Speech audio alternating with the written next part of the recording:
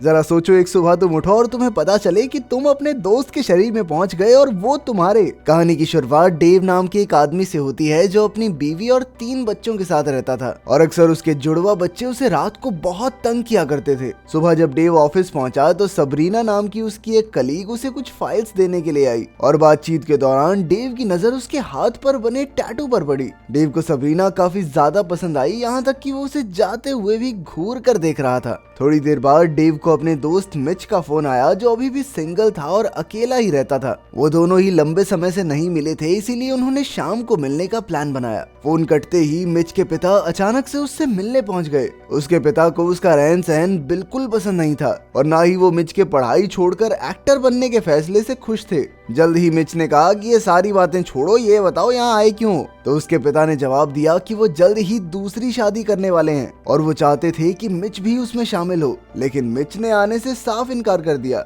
उसी शाम Mitch Dave को लेने के लिए उसके घर आया, जिसके बाद वो लोग एक बार में गए जहां उन्होंने शराब पीते हुए बेसबॉल मैच देखा। थोड़ी देर बाद वो दोनों एक दूसरे की जिंदगी के बारे में बातें करने लगे, जहां मिच ने डेव को अपने अलग अलग औरतों के साथ चल रहे रिश्तों के बारे में बताया। उसकी ये बातें सुनकर डेव को सबरीना की याद आ गई, जिसके बाद उसे लगने लगा कि शायद उसने नौकरी चुनकर और जल्दी शादी करके बहुत बड़ी गलती कर दी, वरना वो भी मिच की तरह ऐश कर रहा होता। वहीं मिच का मानना था कि डेव की जिंदगी उससे कहीं बेहतर है, क्योंकि उसके पास इतना प्यारा सा परिवार था। थोड़ी देर बाद जब वो नशे में बार से बाहर निकले तो उन दोनों को ही बहुत तेज पेशाब आ रहा था, इसीलिए वो दोनों हल्के होने के लिए एक फाउंटेन के पास पहुंच गए। इस वक्त उन दोनों के दिमाग में यही चल रहा था कि काश वो अपनी जिंदगियां बदल सकते। तभी अचानक से पूरे शहर की बिजली चली गई। अगली सुबह जब मिच की आंख खुली तो वो डेव की पत्नी जेमी के साथ बिस्तर पर था। ये देखकर वो बहुत डर गया और जब उसने शीशे में अपना चेहरा देखा तो वो खुद को डेव के शरीर में देखकर काफी हैरान था।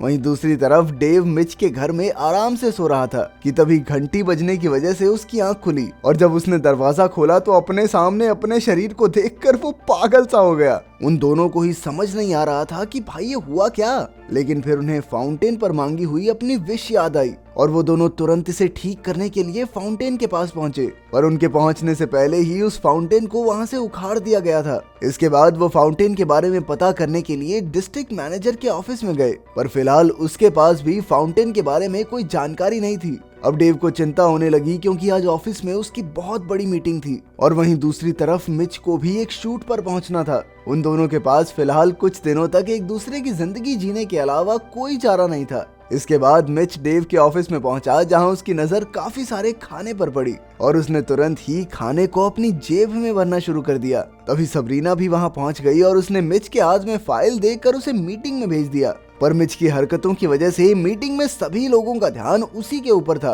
और जब उससे कंपनी को लेकर कुछ सवाल किए गए तो उसके पास कोई जवाब भी नहीं था।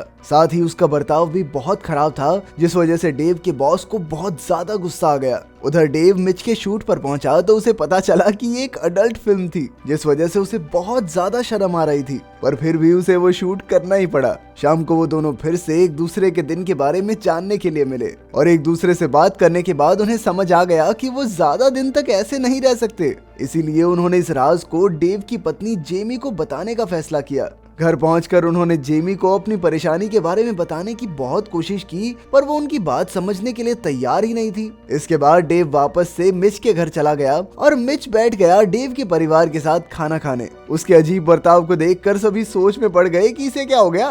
उस रात जब बच्चे एक बार फिर से रोने लगे तो जेमी ने मिच को याद दिलाया कि इस बार डायपर बदलने की जिम्मेदारी उसकी है, जिसके लिए मिच बिल्कुल भी तैयार नहीं था, पर फिर भी जेमी ने उसे लात मारकर डायपर बदलने भेज दिया। मिच को 1% भी अंदाजा नहीं था कि आखिर ये करना कैसे है, इसीलिए उसने डेव को फोन करके उससे मदद मांगी, पर उसके फोन के दौरान बच्चे बहुत ज्यादा परेशान कर रहे थे और जल्द ही मिच को एहसास हो गया कि वो ऐसे तो नहीं जी सकता। इसीलिए उसने डेव को जल्द से जल्द फाउंटेन का पता लगाने को कहा। अगले दिन जब डेव डिस्ट्रिक्ट ऑफिस पहुंचा तो ये जानकर उसे बहुत गुस्सा आया कि फाउंटेन के बारे में पता लगाने में उन्हें 3 हफ्ते लगेंगे। इसके बाद जब वो ये जानकारी मिच को देने के लिए घर पहुंचा तो उसने देखा कि जेमी की आंखों में आंसू थे।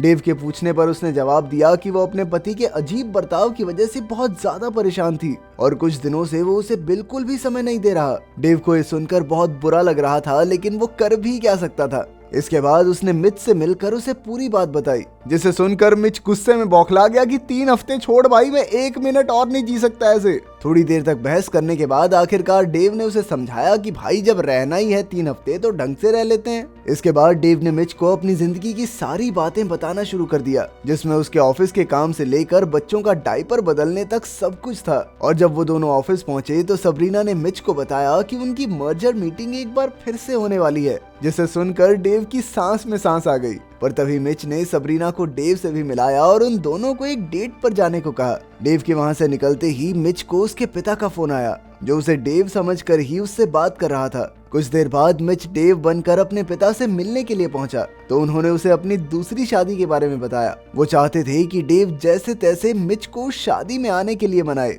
बातों बातों में मिच को समझ आया कि उसके पिता उसे एक हारा हुआ इंसान समझते थे। उसे ये बात बहुत बुरी लगी और उसने एक कामयाब इंसान बनने का फैसला किया। अगले दिन से ही मिच ने सभी कामों को पूरी लगन से करना शुरू कर दिया और धीरे धीरे वो एक अच्छा पति और एक अच्छा पिता बन गया। उसने ऑफिस के काम को भी बढ़िया तरीके से संभाल लिया। थोड़े दिन बाद डेव की मुलाकात जेमी से हुई, जो बहुत ज्यादा खुश थी। उसकी बातें सुनकर डेव को भी बहुत अच्छा लगा। धीरे धीरे मिच ने डेव का सारा काम संभाल लिया था और वहीं दूसरी तरफ डेव मिच बनकर जिंदगी के पूरे मजे ले रहा था। वो अक्सर अलग अलग जगह पर घूमने जाता, पर वो अभी भी सबरीना के साथ डेट पर जाने के लिए तैयार नहीं था। इसीलिए मिच ने उसे घर आकर डेट के लिए तैयार किया। इसके बाद डेव सबरीना से मिलने के लिए एक रेस्टोरेंट में पहुंचा, जहां वो काफी खुश था।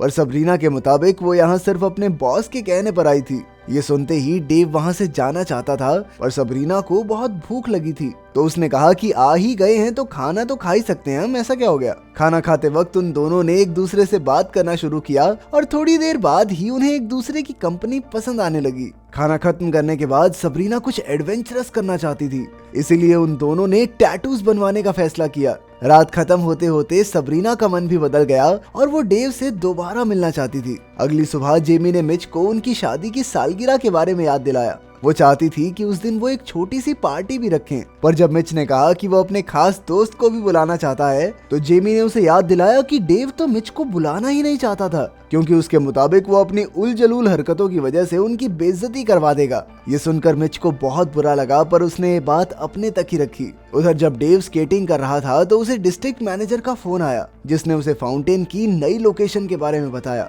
इसके बाद जब डेव ये बात मिच को बताने के लिए ऑफिस पहुंचा तो उसे वहां सबरीना मिली, जिसने उससे पूछा कि क्या वो एक बेसबॉल मैच देखने के लिए उसके साथ चलेगा। डेव ने मिच से मिलकर उसे फाउंटेन के बारे में बताया तो मिच का कहना था कि वो कुछ दिन और ऐसे ही रहना चाहता है, क्योंकि उसने कंपनी के मर्जर के लिए बहुत ज्यादा मेहनत की है। जिस पर डेव भी तैयार हो गया और उन दोनों ने वापस अपनी जिंदगियों में जाने के प्लान को थोड़े दिनों के लिए टाल दिया। अगले दिन डेव सबरीना के साथ मैच देखने गया और वहीं मिच कंपनी के मर्जर वाली मीटिंग में पहुंचा, जहां सामने वाली पार्टी $625 मिलियन देना चाहती थी, जो इस डील के लिए बहुत कम पैसे थे। पर डेव के बॉस के पास कोई और चारा नहीं था, इसीलिए वो इस डील के लिए तैयार होने ही वाला था कि तभी मिच की नजर बगल वाले कमरे में बैठी एक और कंपनी पर पड़ी, जो अभी भी उनका इंतजार कर रही थी। और मिच तुरंत ही समझ गया कि वो लोग भी उनसे डील करना चाहते हैं, इसलिए मिच ने जापानीज के साथ $725 मिलियन की डील करने की बात कही। और जब वो लोग नहीं माने तो उसने अपने बॉस से वहां से चलने को कहा। पर जैसे ही वो लोग गाड़ी में बैठने लगे तभी एक लड़की ने आवाज देकर उन्हें रोक दिया, क्योंकि जापानीज उनके साथ $725 मिलियन की डील करने के लिए तैयार थे। ये सुनकर डेव का बॉस बहुत ज्यादा खुश हो गया। शाम को इतनी बड़ी डील की खुशी में ऑफिस में जश्न का माहौल था। वहाँ पर डेव के काम की बहुत ज्यादा तारीफ हुई, पर मिच जानता था कि इस तारीफ का असली हकदार डेव है। उधर मैच के दौरान बारिश होने की वजह से डेव सबरीना को मिच के घर ले आया, जहां वो दोनों काफी करीब आ गए। पर तभी उसकी नजर सबरीना के बटरफ्लाई टैटू पर पड़ी, जिसे देखकर उसे अपनी बेटी की याद आ गई। इसके बाद वो तुरंत ही अपने ऑफिस पहुंच गया और उसने सबके सामने जेमी को किस कर दिया। ये देखकर सभी लोग हैरान थे, पर जेमी सब कुछ समझ गई थी। इसके बाद डेव और मिच उस फाउंटेन के पास पहुंचे, जो अब एक मॉल के अंदर लगा हुआ था। पहले तो उन दोनों को बहुत शर्म आ रही थी, पर फिर डेव वहां पेशाब करने के लिए तैयार हो गया। लेकिन अचानक मिच ने उससे पूछा कि आखिर वो उसे अपनी पार्टी में क्यों नहीं बुलाना चाहता था, जिस पर डेव ने जवाब दिया कि वो पहले ऐसा जरूर सोचता था, पर अब उसे मिच पर बहुत ज्यादा गर्व है। ये सुनकर मिच काफी खुश हुआ और उसने भी पेशाब करना शुरू कर दिया। और फिर उन दोनों ने अपने अपने शरीर में वापस जाने की विश मांगी और एक बार फिर से पूरे शहर की बिजली चली गई, जिसका फायदा उठाकर वो दोनों वहां से भाग गए। अगली सुबह अपने आप को अपने शरीर में देखकर वो दोनों बहुत खुश थे। इधर डेव अपने परिवार के साथ समय बिताना चाहता था और वहीं दूसरी तरफ जब सबरीना मिच के घर अपना पर्स लेने आई तो उसने मौके पर चौका मारते हुए उसे ब्रेकफास्ट के लिए इनवाइट कर लिया। कुछ दिनों बाद मिच अपने पिता की शादी में भी शामिल हुआ और साथ ही सबरीना के साथ डेव की एनिवर्सरी पार्टी में भी पहुंचा। अगर वीडियो पसंद आई तो लाइक कर देना, चैनल को सब्सक्राइब कर देना। मिलते हैं अगली वीडियो में।